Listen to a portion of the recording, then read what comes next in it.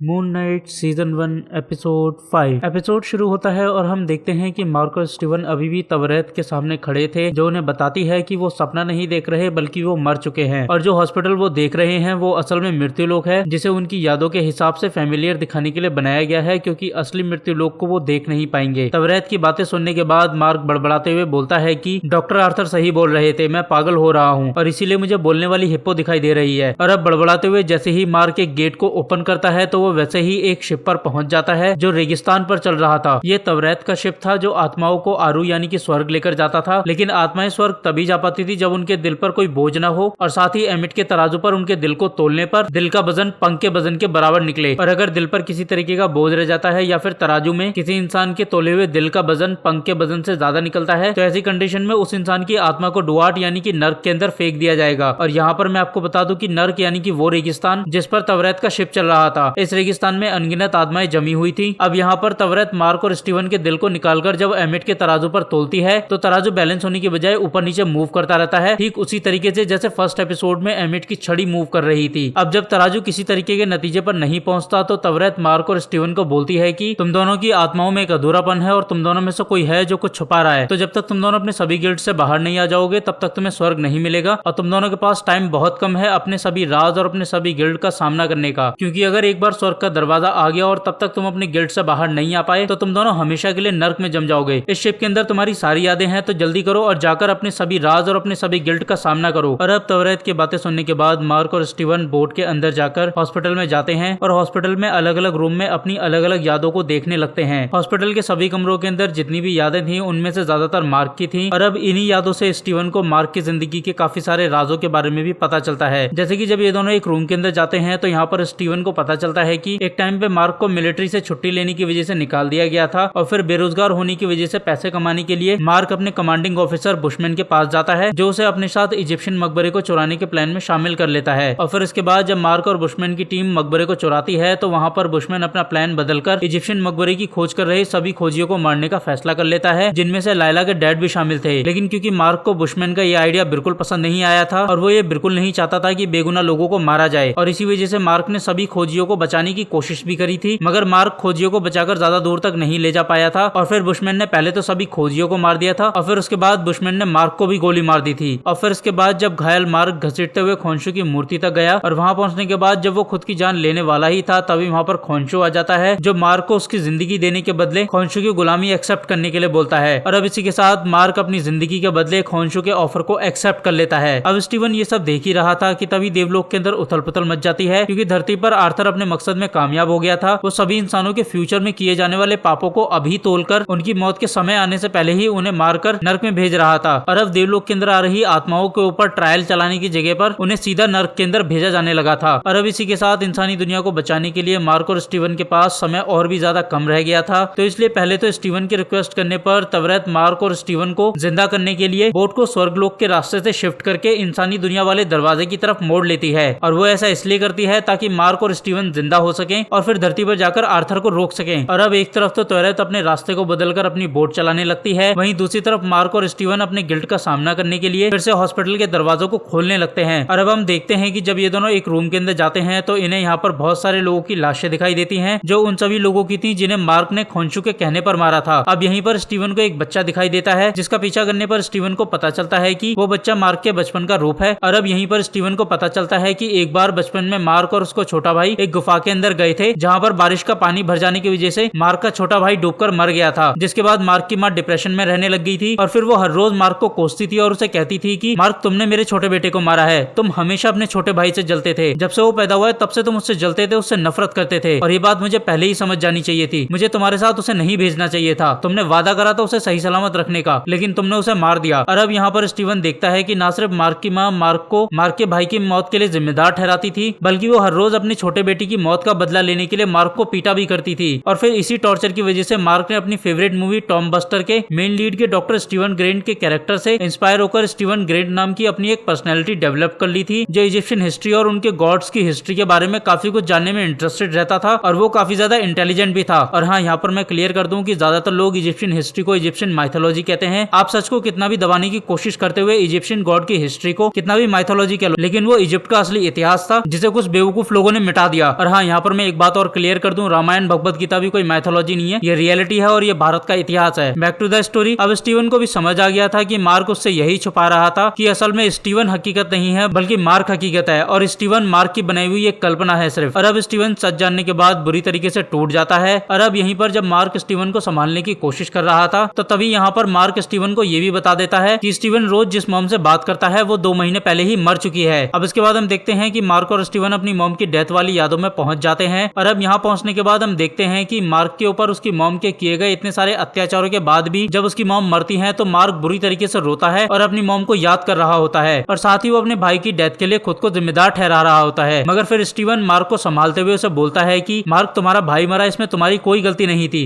वो जस्ट एक एक्सीडेंट था। अब इसके बाद हम देखते हैं कि तवरेत की बोट इंसानी दुनिया तक जाने वाले दरवाजे के पास पहुंच जाती है। और अब हम देखते हैं कि दरवाजे तक पहुंचने के बाद भी तराजू स्टेबल नहीं हुआ था और अब क्योंकि बोट भी रुक गई थी तो नर्क के अंदर रहने वाले लोग मार्क और स्टीवन को अपने साथ ले जाने के लिए बोट पर चढ़ने लगते हैं। और अब ये आत्माएं मार्क और स्टीवन को अपने साथ नर्क ले जाने के लिए उन पर हावी होने लगती हैं और फिर कुछ आत्माएं मिलकर मार्क को अपने साथ बोट से नीचे उतारने की कोशिश करने लगती हैं। और अब स्टीवन मार्क को मुसीबत में देख सभी आत्माओं से लड़ने लगता है और इसी लड़ाई में और मार्क को बचाने के चक्कर में स्टीवन खुद नर्क के रेगिस्तान में गिरकर जम जाता है। और अब जैसे ही स्टीवन नर्क के अंदर जम जाता है वैसे ही एमिट के तराजू से स्टीवन का दिल गायब हो जाता है और अब रह जाता है तराजू पर सिर्फ मार्क का दिल। और अब जैसे ही सिर्फ मार्क का दिल रह जाता है वैसे ही तराजू बैलेंस हो जाता है जिस वजह से स्टीवन स्वर्ग में पहुंच जाता है और यही एपिसोड खत्म हो जाता है।